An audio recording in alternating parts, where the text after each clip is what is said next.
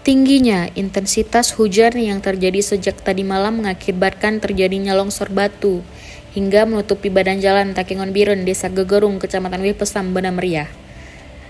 Kasat Lantas Ibda Sofyan SH mengatakan pihaknya menurunkan 6 personil ke lokasi untuk membersihkan badan jalan dari batu dan kerikil. Ibda Sofyan menambahkan petugas melakukan pembersihan badan jalan dengan alat seadanya seperti cangkul. Satuan Lalu Lintas Polres Banda Meriah juga mengimbau kepada masyarakat agar selalu waspada di titik-titik rawan longsor, apalagi saat cuaca sedang ekstrim seperti saat ini. Khairul Nisak dari Banda Meriah untuk Antara Aceh melaporkan.